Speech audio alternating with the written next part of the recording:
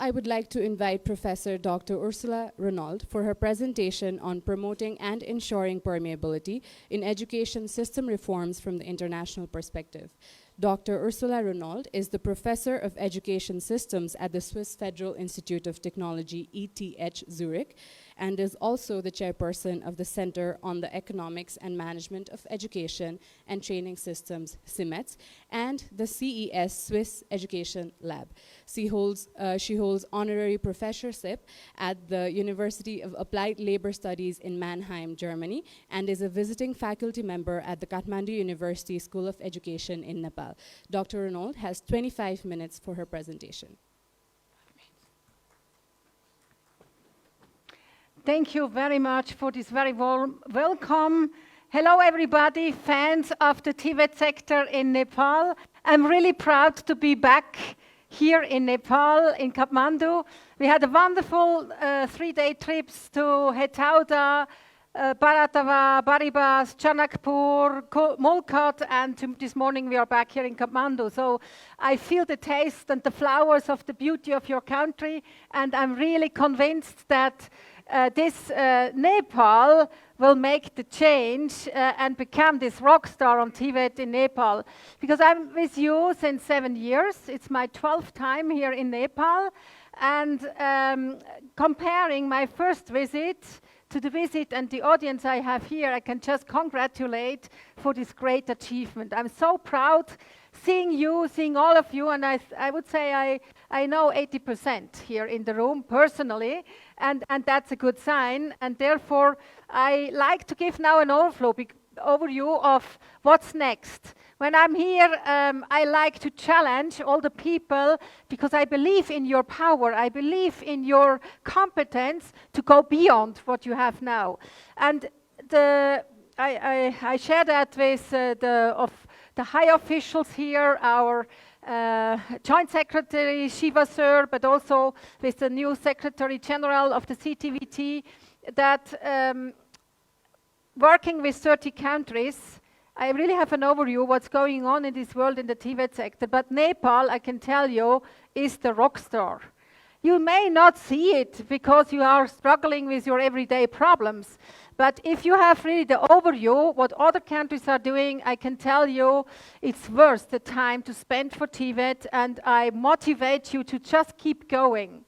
Now, today's presentation is about this permeability. Why does it matter? Why is it important for the TVET sector?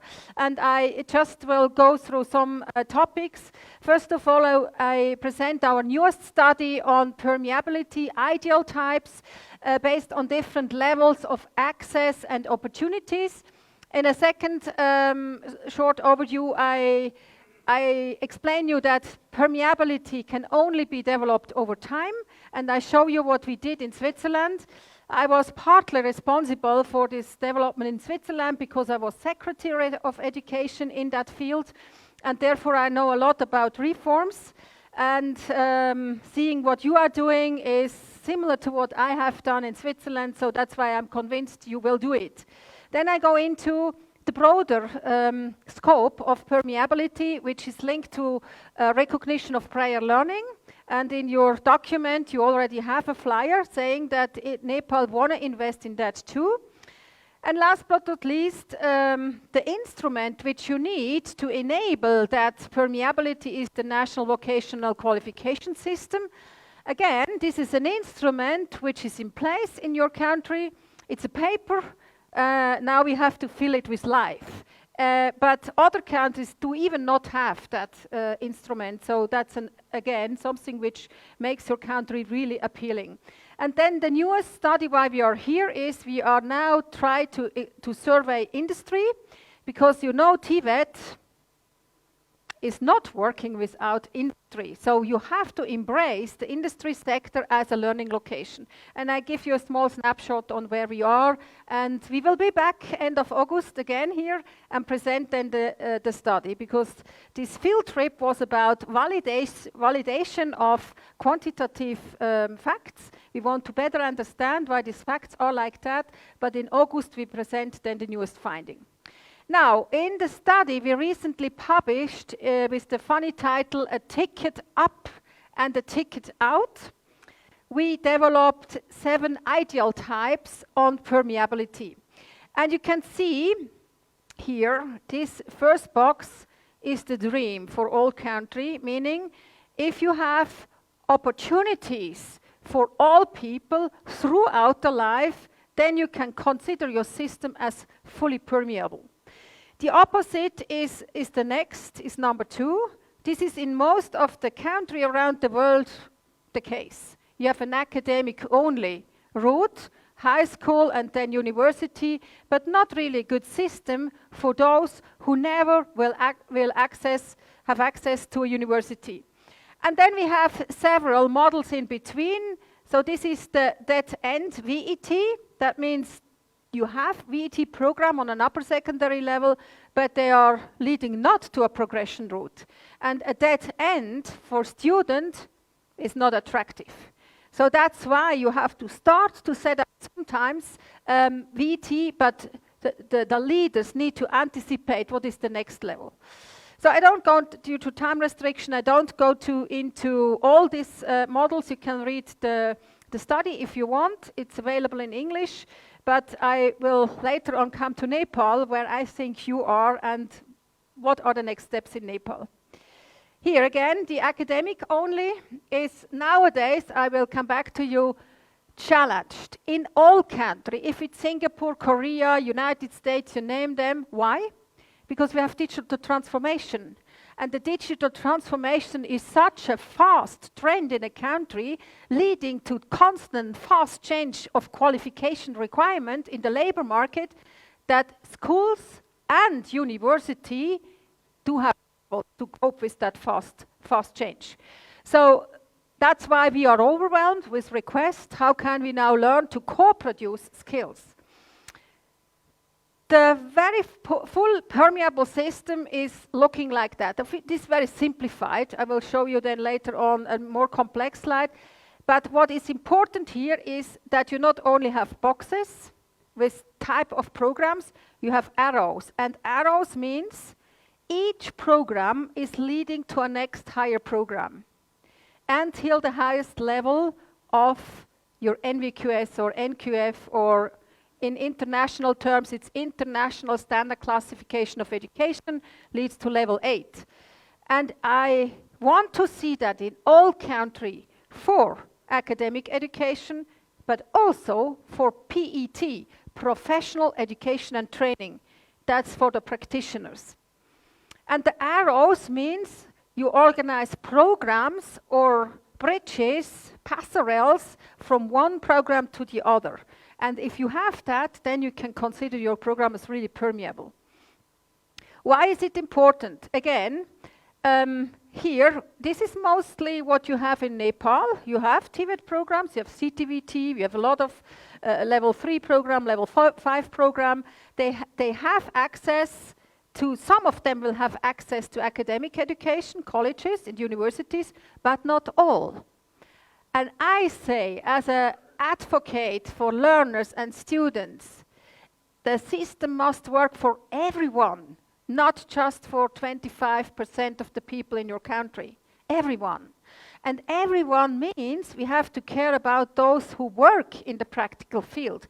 They need now more education, and the question is what type of program they need.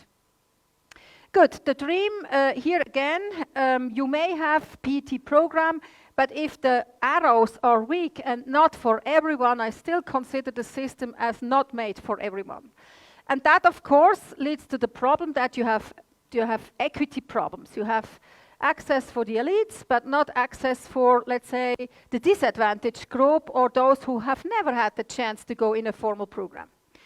Now, as you may know, okay, this is a long way, yes, but you have just to start with. Here you see the Swiss education system simplified with many boxes. You know, we have the typical academic route, high school, then bachelor, master, PhD, but you see in this system we have many other boxes.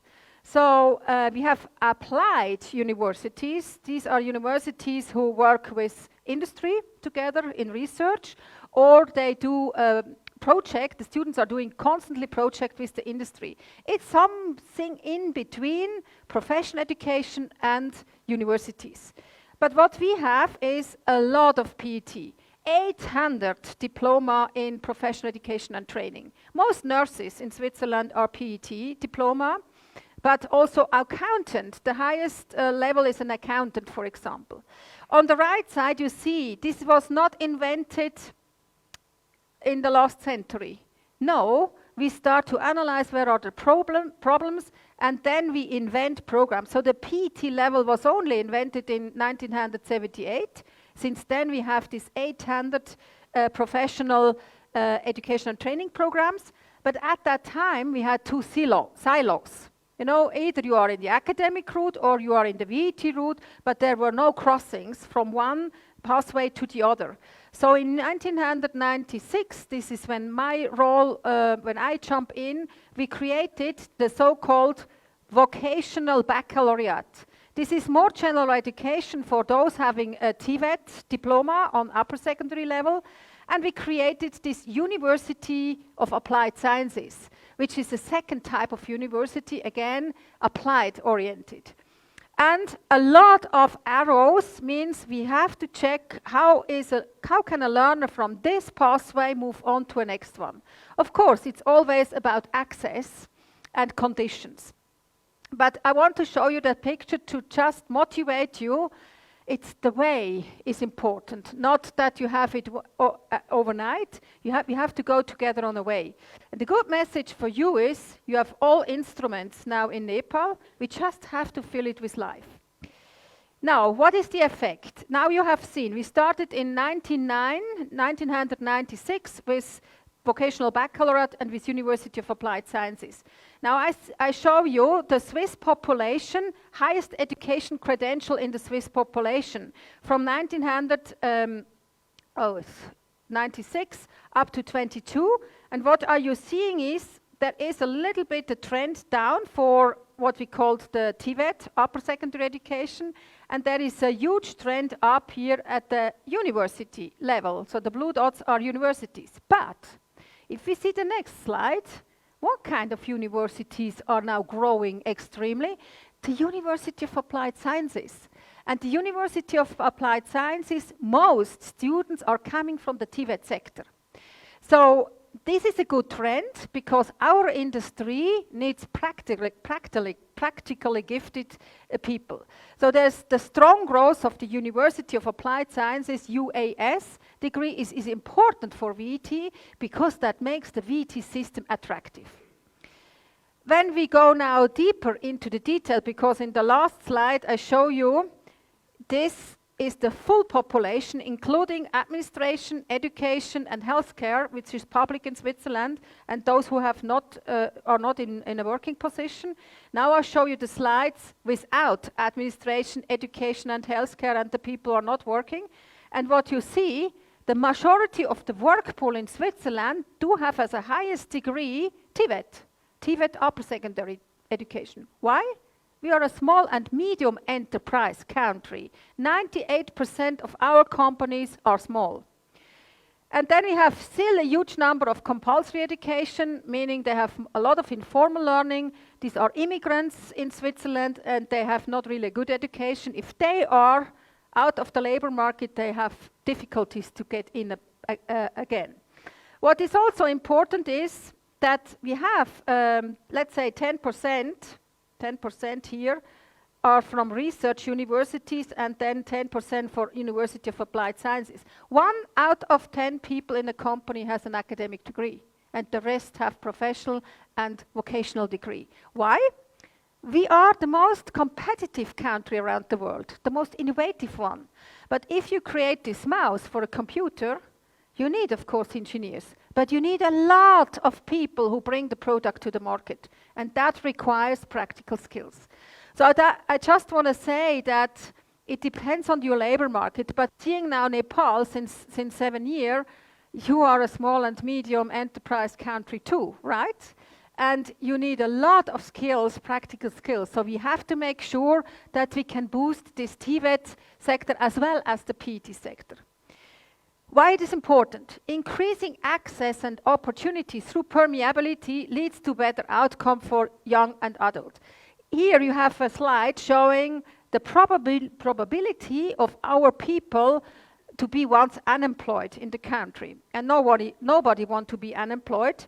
And we see here from that corner, this is the average, 100% is the average. Those having only a compulsory education, they are mostly affected. 180% risk to be once unemployed. The green one is PT, is VT, vocational education, dual vocational education. And you see here, the best protected people from unemployment are PT people. Universities are not that good prepared for that because of what? They don't learn soft skills and all that at schools, which are now the requirement on the labor market. So again, what I want to say, this fact told us that work experience is extremely important nowadays and will be more important in the future. We analyze constantly what our job market is looking for, and when I saw that slide the first time, I was shocked. Shocked for universities and for the full-time schools. Because the trend here is a share of job vacancy on the labor market on that axis. You see that yellow means people having a compulsory education are not anymore in demand. The black curve is telling you people having tertiary education, that means higher education, are very on demand, but not necessarily the academics. PT people are on demand. The highest, almost exponential trend are the green curve and the red curve. And green curve means work experience. No graduate from a university in Switzerland can directly enter the labor market. They have to do 1, 2, 3 internships to get into such a position. And of course, as an economist, I say this is not efficient. The other trend is the red trend is soft skills. So soft skills means companies don't want to educate them in behavior, in the company culture. They expect to be ready, but training soft skills in a school setting is very difficult. So, and that's going on, and that has to do with the digital transformation, and therefore I say all countries are totally affected. And I warn university, be careful, your graduates may even do more internships until they are ready to work. Now, this is what I call the importance of having programs in all these 8 levels, but basically a permeable system should be considered in a broader sense. First of all, formal education is what you have seen in the slides with regard to formal pathways, the degree programs. But apart from that, lifelong learning has a lot to do with non-formal education, this short-term skills training, and informal education. And I will show you a slide how many employees in your companies do just have informal education. So it's huge. And if we want to help country, or if we want to improve your human capital in your society, we should always address and respect that we have 3 forms of education: formal, non-formal, and informal. Again, most people in the education field think about formal education. Here in Nepal, of course, short-term courses matters a lot. That's why you are also having a high emphasis on non-formal. But non-formal is very fuzzy. It's not, the quality control is extremely difficult. It's a public and private market. So in Switzerland, we say it's a market. It's like mushrooms. You know that these courses are coming and going, and it's extremely difficult to regulate that. What I see, the permeability in a broader sense means we have to recognize prior learning, particularly in developing country. And so these arrows here, this RPL, recognition of prior learning, are procedures which you can organize. And actually, we had a good discussion with entrepreneurs in Kathmandu, Birendra, see him, Swagat, your colleagues in Hetauda, that they see the need to validate the informal learning of employees just to upgrade their skilling and help them to get back into the education system. That is, in my view, appealing. And here's a study we did for European countries. We want to analyze how well is RPL represented in the European Union and what do we understand by that. I cannot go due to short time here into detail, but basically you have two questions to answer. One is primary aim of the procedure for recognize prior learning. Is it dispensation from school subject, or is it partial or full certification? And depending on what your goal is, you have primary evaluation methods. There are basically two ways how to do it. Competence check with exams is maybe mostly done in Nepal because you have the NSTB here, which is used to do the skills, the exam and testing the skills. Or you do equivalency checks without exam. But that requires curricula with competencies. So you need to have this list to check competencies. And you see the majority here in Europe in the partial full certification, the majority is doing competence check with exam. It's more credible, people have more trust if someone is doing an exam, but there are some alternatives. To sum up, first part, permeability is absolutely key for top performing education system because it is the only way to ensure equity. And equity is a huge problem in a lot of countries. Kendra sir knows we work with a lot of Americans. The education system of America, some states, is working for 25% of the population. That means 75% do not have access to their education system. As advocates for a good education, we cannot accept that. We have to put our brains together to solve that problem. So the solution is it offers access. That means moving from any starting point to any end point in the system. Opportunity means all pathways reach the highest level. That makes it very attractive. And again, this digital transformation will challenge the education system extremely. I don't have fear for technical vocational education training. I have more fear for universities, and I won my own, and it's the highest ranked university, the ETH in Europe. I won them. If we don't care about soft skills, the graduates will not find the right jobs in a short time. Permeability in a broader sense offers this recognition of prior learning procedures, and permeability makes the TVET system attractive. We are here and discuss this permeability because TVET needs permeability. The university level is here since ever, you know. That was maybe the first institution you invented in that country apart from general education. They don't need that permeability so much. The other part needs permeability. And permeability supports, of course, economic development, and that I will tell that later. If your companies are not getting the right skills, they cannot be productive, and that hinders their growth rate. We have now data about a Nepali economy. So the permeable system always offers a ticket up and a ticket out. Ticket up means to next higher progression routes, and the ticket out means to a labor market, a decent job with a good income. Now, where we are here in Nepal, well, the good news is you really did a lot. I'm so proud about Nepal and CTVT and all NVQS team, the donor partners, all actors, the government, who really, I know you are not satisfied with what you see, but you have to always hear from a prophet from outside that you are different to other countries, you are faster.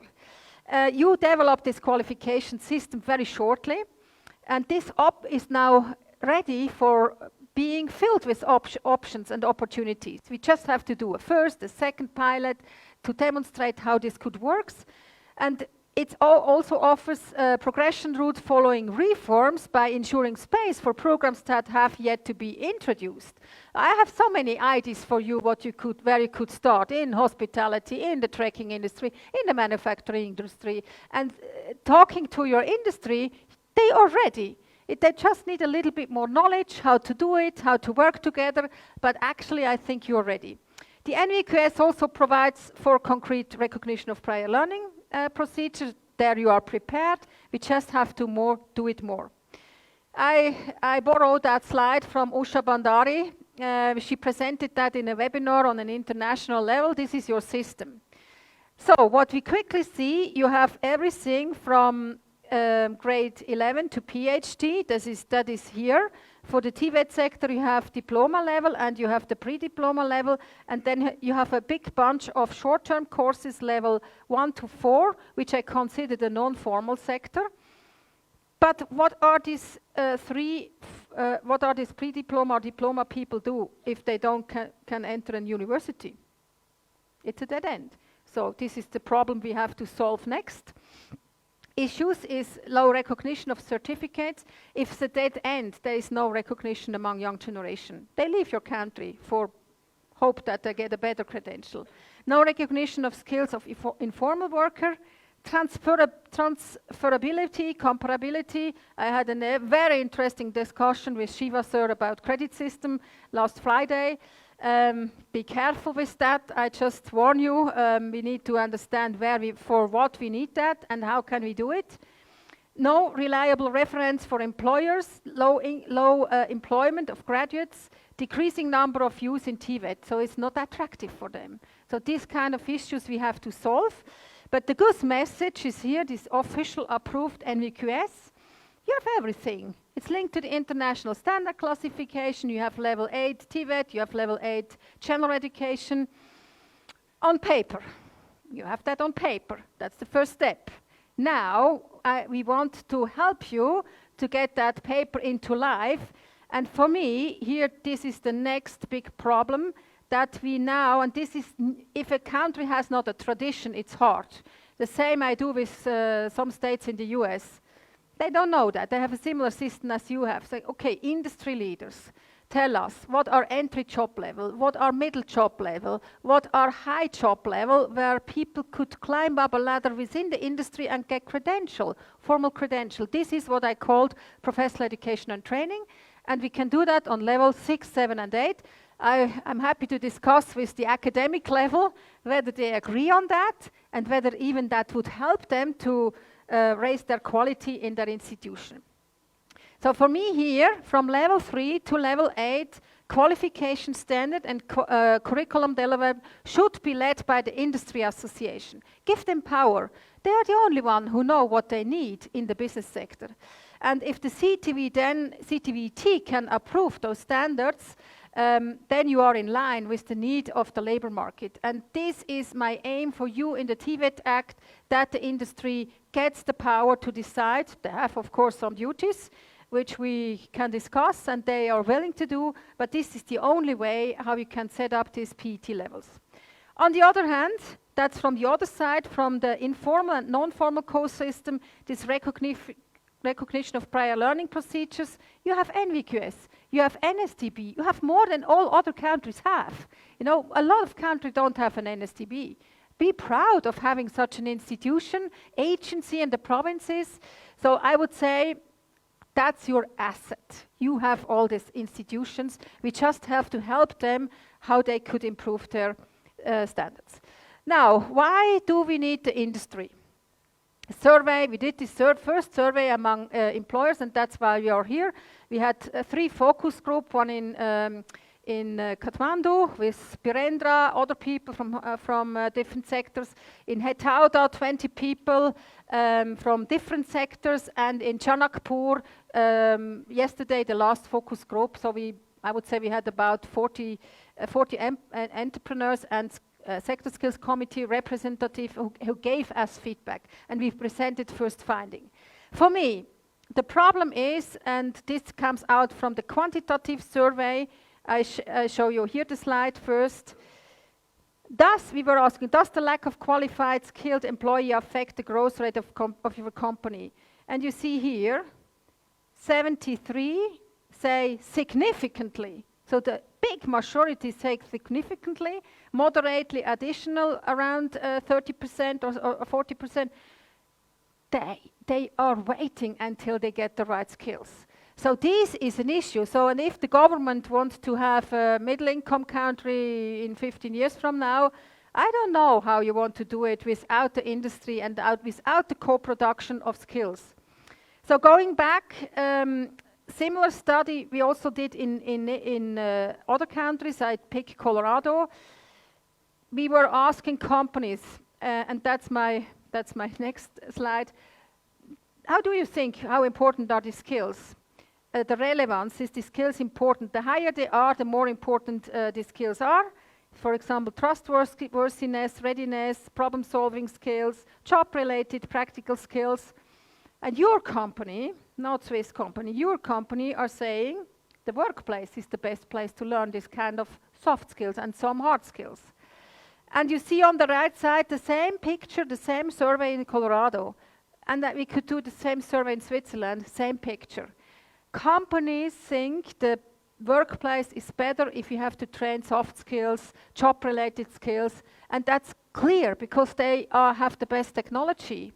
And if the learner is exposed to the best technology, that's extremely helpful. The same for soft skills. If you learn soft skills, teamwork and other important soft skills in a classroom with classmates, that take a long time if you want to make an improvement compared to if you can learn from adult teams, you know, where you are embedded in an adult team. So that's the way. That's why I'm saying there's no way without industry. And then on the next slide, I show you also high percentage of employees have informal education in Nepal. We don't know whether they are very productive or whether they just do routine work on a narrow skill set. I have seen a lot of hotels, and I can tell you I see room for improvement. That they have a kind of a multi-skill competence set and can be more productive. Otherwise, they lose time, and that's not really productive. So what we have to now discuss with more deeply with employer, whether they want to upgrade their employee skills, recognize them first, and then upgrade them, because this is maybe a cheap way.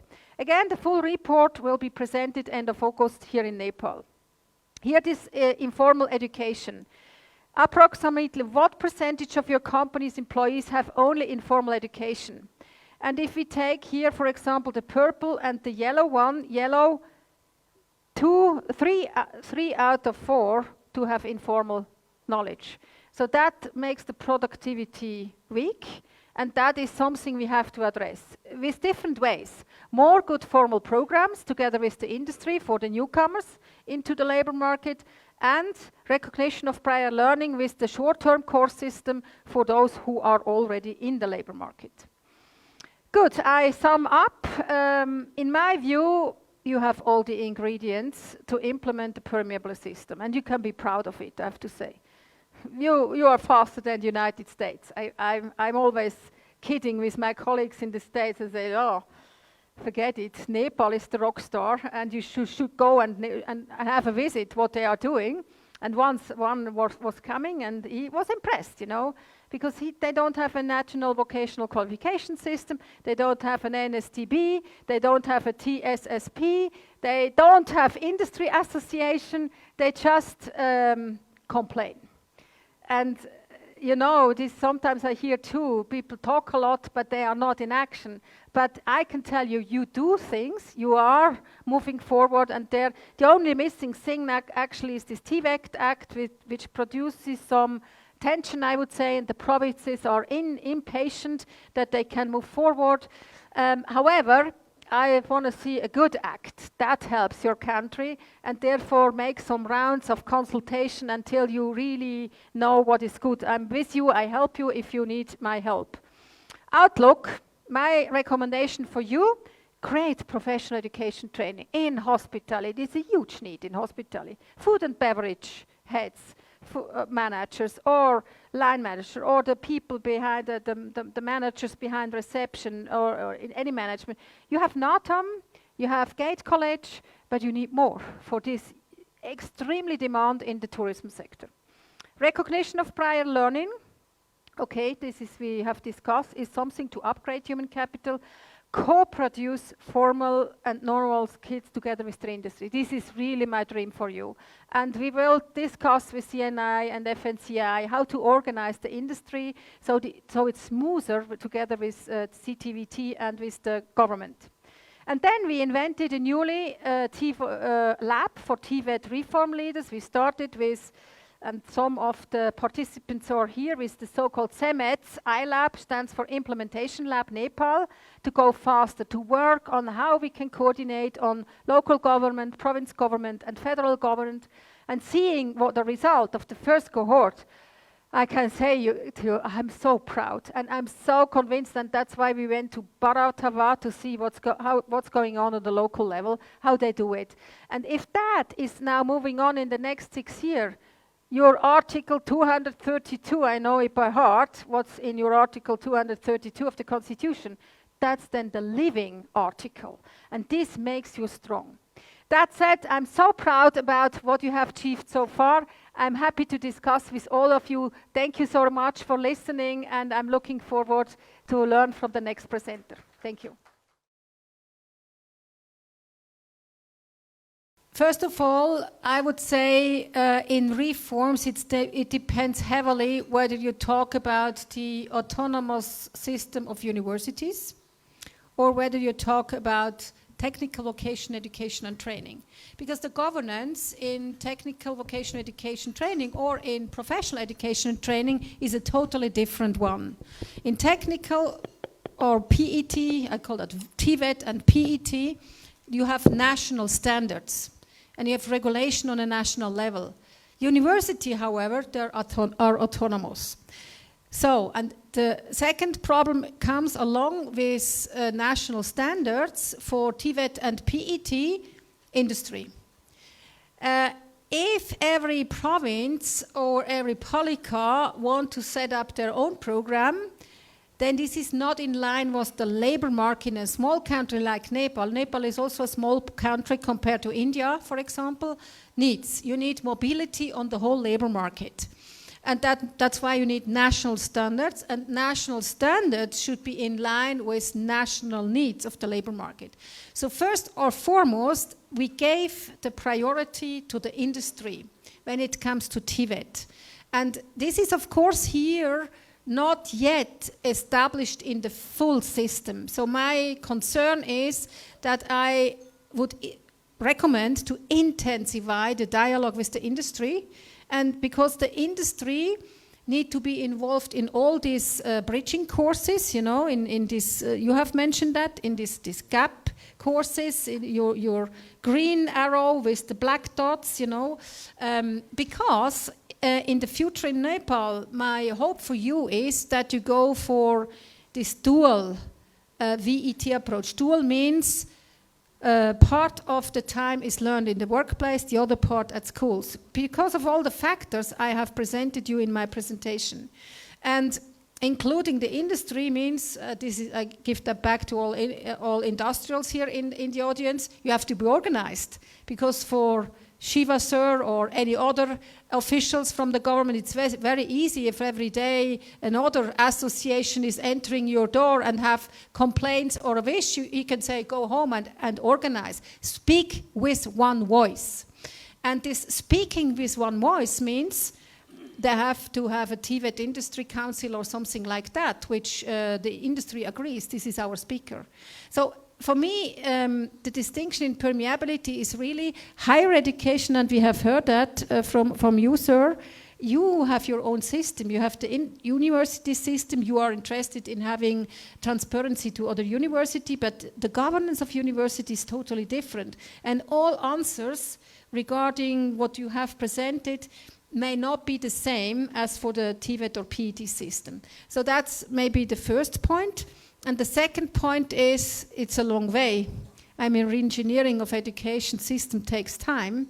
You have seen in 1999, we did the big, I would say the big innovation with this vocational baccalaureate program and with the University of Applied Sciences, and now 25 years later, we see the outcomes of that system. So it takes time, but again, my recommendation is keep going, never give up. Even though you have difficult situation, the government is again changing, you know, this is just normal. And that's another point why I recommend to strengthen the relationship to industry. They are stable. They are here, they want to do a business, and they want to provide work to the people. So main point is really now, and I think you are mature enough now to raise that industry issue and to learn and to get together. I think I have heard it from both of you that also you are in touch with industry, but not on the same level. You know, each university has their own contacts to the industry. However, here there must be a coordination among entrepreneurs and skills, sector skills committees. Subhash, yeah, I have two comments. One is I feel a little bit the battle between the TVET and the higher education. I just can tell you this is normal. But my recommendation for CTVT, you will lose the battle, because universities are always stronger. They have a stronger institution. They are here since ever. And my question is whether you want to focus your energy on this battle, or whether you want to, and this is about critical paths, whether you want to focus more on your own system on higher education. This is this PET. I'm not saying that universities are not open, but you have to anticipate they have their own system, and their aim is to be competitive with other universities around the world, and it's going up with regard to quality. So if you say that all our TVET graduates should enter university, I say this will not be feasible. I'm very frank on that. This is not good, because this is what the US is doing. College for all is wrong. We'll end in this system which 25% of the people have an option. And this is wrong. And why is it wrong? Because the labor market is not looking for just university graduates. The labor market is looking for practical, gifted people. And therefore, I would recommend both of you to embrace each other with regard to each system needs quality. But if the university system accepts 100% of your TVET graduates, then it's just a quality lowering system. So what the way in between could be that you come together to the conclusion under the moderation of the Minister of Education and Science and Technology, that you define what is the gap of TVET students with regard to general education. Because they have additional competence, but maybe weaker general education. And then you set up a new program. It's then maybe level 4 or maybe level 5. It's just an additional year of general education. In Europe, they call that vocational baccalaureate. It's nothing else than physics, math, language, all this general education which are needed to follow high-quality students. And then it's not each university can decide I take the students or I take not. No, if it's a national diploma on vocational baccalaureate, it's then a kind of entry ticket into the university. And that helps the university to keep going with the quality, and it helps you, to align people which you really want to aim for an academic degree, and others, and this is the weak point, that you not yet have the PET system, and that's why, of course, you want to push everybody to the college, but in that regard, I would say it's in vain, and it will not, it will end up in a US system, and we see now what does this mean, and I would highly recommend to top the US with a newly established PET system. And the second remark is about this different level system. I get headache when I was the first time seeing what is this level 1 to 4, which you are addressing, compared to what is the level 1 to 4, which is related to formal education. I think you just need a translation between the levels. In other countries, for example, in Singapore, Skills Future, they have a similar system for this non-formal, literacy, numeracy, and all that. But if a parent or if an employee need to understand that, they make confusion between formal level system and non-formal. So I just recommend that you give that level a different label so that it's clear it's this non-formal course system, level system, and the other one is a formal one. Yes, they have a TITI, but our analysis in the quality project, where they have one program links to teacher licensing, tells us we have a huge problem in Nepal because the question is who can hire teachers. We have seen that a lot of schools are, working with teachers who do not only have a mandate, and they are not working 100%. Why should they invest in teacher training? So for me, this is an urgent issue for the TVET Act, because all schools should be handed over to the provinces or the municipalities, and then it's their duty to hire them, and they have other incentives to really do this teacher education. I fully agree with you. Good TVET schools depend on good teachers, but if you have a system as it is currently, it will not work. I would not invest now. I would first solve the other problem. It's all about critical path. And here the critical path is we have to hand over the right to hire teachers to the future, province level or local level. Yeah, good question, Usha. I can give you advice and feedbacks. We did the review of this National Vocational Qualification Framework, and at that time we already said, don't name that bachelor, master, PhD, TVET. Because it's a contradiction. Either, and it's a contradiction to governance. Either you have national qualification standards, and they are in line with what the labor market is looking for, and then it's not an academic degree. If you call them a bachelor, master, and even if you add TVET, it's an academic degree. This is international standard language. And I know the prestige of all people is going in this direction. They want to have a bachelor. But here, I recommend to be strict. The industry in your country don't need bachelors. We see it in a lot of other countries, which they follow the pressure groups, we want to have bachelors. But at the end, I want to see what your labor market is looking for. Because if you produce mismatch, and we have heard that from previous speakers, you have actually a big mismatch. Why should you enlarge that, Why should listen only to those who want to have prestige title? No, it must be professional education and training, and I think it's easy, and it's not in line with your legislation, in my view, and the problem will come up, hopefully from university. Hopefully then you fight and say, no, this is not a bachelor degree. We have the same discussion currently in Switzerland. And people don't understand a bachelor is an academic degree. An academic degree means research-oriented, not so much practical skills. And this is not what you need. And here I recommend you to fight, Fight that the TVET system has this holistic other system with different title, and professional education is international standard on higher education, nurses, for example, all those international standards, they are PET, professional education and training, and not academic. So yeah, I'm pretty frank on that. First of all, to the question of Swagat from Hetauda. Yeah, it's always difficult if you have a new program, which is a very complex one together with the industry, that it's grow just in a linear way. So I understand for the young people here, it's a new challenge, it's a long program, according to what they have in the traditional program. My recommendation for you is just try to use the graduates as ambassador. You are good in doing social media campaign videos, Instagram, you name it, because these young people you want to attract, they are listening to these channels. And it's better that you use the peer language of the young people. The same is done in the United States. They are very good in marketing, They use the young people as ambassador for that new program. And the parents, for example, I have attended in October a panel in New York City with the big boss, Jamie Dimon is the big banker, and with JP Morgan Chase. And I was so impressed because they were inviting parents and graduates from that program.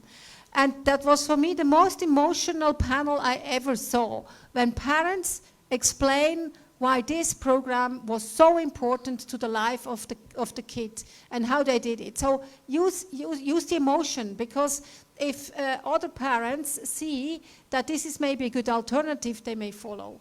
So that's just my advice to you. Now, I cannot answer all the questions, but I would particularly come back to your credit system with a big warning. This is now a serious warning I'm doing for you. be careful with credit transfer system. That is apart from, even not at in university. Actually, we at the ETH, we start to realize it was invented in the European Union, this Bologna system, you know, and the purpose of that system was having a mobility among students in the European higher education landscape. But the fact, actually, after 25 years, is a total bureaucracy. And it doesn't really help the student to be really mobile. Why? Universities are autonomous. You have your admission committee, and what are the admission committee doing? This student is not enough good for us, you know. So they protect themselves because quality is everything, you know. So what does this credit system means then? Credit means 1 point is equal to 30-hour workload. What does this mean? No quality, no competence, nothing. So university are used to it. If you want to do it, good luck. I just make bad experience at our university because we have to teach all modules. You know, every 30 credits must be, or even every 3 credits, you must do a test. Imagine the bureaucracy behind. Imagine the workloads for faculties. So again, if you want to do it, I would recommend at the university first to think about what is the function you need that system for. What is the goal? Why do you need it? Then TVET is a no-go. Why? I understand that you have a good intention, you know. It's not that you don't want to do something good. But the problem here in Nepal is you have not yet included the industry sector. It's a small program called Dual VET with apprenticeship, where we will come up with a study to demonstrate there is a return on investment for companies.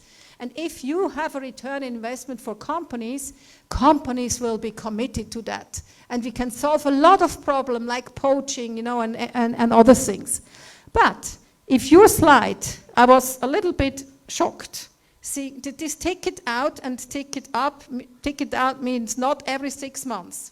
Take it out means after a formal program, a formal qualification. This is your pre-diploma and your diploma level, and hopefully later on. Why is it important? If you want to have a return on investment for a 24 months program or even a shorter or longer program, it's extremely important that the learner keeps with that company. Otherwise, it doesn't work. And if you do as if the learner can go, the problem is you have good intent for the learner. But an education system always must have a 360-degree view. It must fit for everyone. It must fit for the learner. It must, however, fit for the companies. It must fit for the university. It must fit for the government.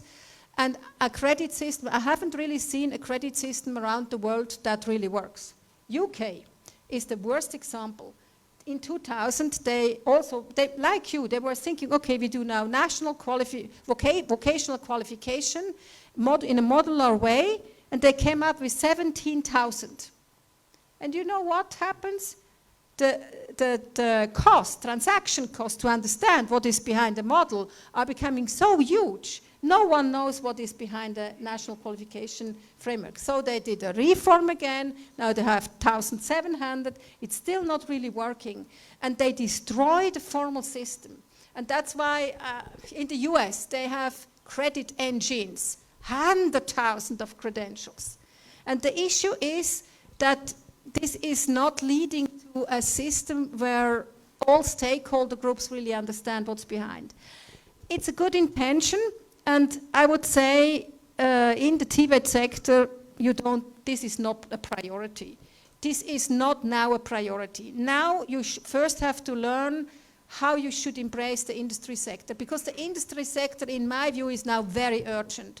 It must be regulated in the TVET Act. They have to have power to decide in content, and they should have their duties. And that's why I recommend that they start to speak with one voice so that they are a counterpart for the Ministry of Education. But what one of you have said from the industry, why is no industry people here?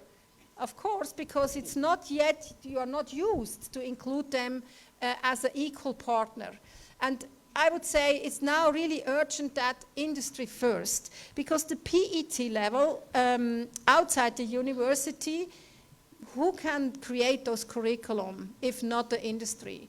So for me, industry has to learn a lot, you know. They have to gather themselves, organize themselves, design processes, what is on the federal, province, local level, what are the roles. It's huge work for industry, but it's feasible. And that I'm saying, don't do now innovation which will not work together with the industry. Because they need this 24 months to get to a return on investment, and if you claim a student can leave the company after 6 months, that's dangerous. So, and by the way, in Europe, all systems who do have credits on vocational have full-time schools. And this is a running out model, at least running out with regard to skills mismatch on the labor market. Germany don't have that, Austria don't have that, Switzerland don't have that, because the industry fight against that, you know. They say, no, we need our student the whole time. Yeah, so that's really my big concern, but also it's understandable that actually you are in the middle of re-engineering a lot of things, and you have a good intention, but because the industry has not a strong voice, actually, you don't realize that this is maybe then not the best thing. I understand it from your point, you know, your target group is different, and I particularly like that you want to verify and test those. And I listened carefully, at least to the translator. I didn't understand the original words, but the translator told me that they should get a credential.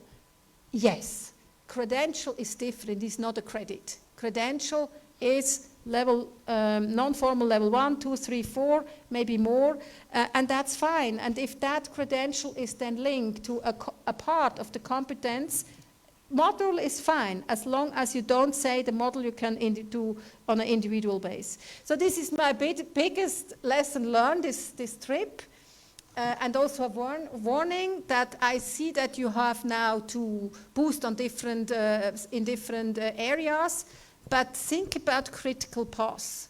What should go first? And in my view, and that's why we do this industry study, in my view, it's now the time for industry.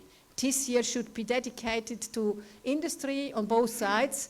I look at Shiva Sir, TVET Act, roles and duties for industry, and I look at the industry representatives from CNI, FNCSCI, Hotel Association, Agro, SSC. You should sit together and decide how can we speak with one voice as an industry. And if that is then done, then you can boost the country. Thank you very much.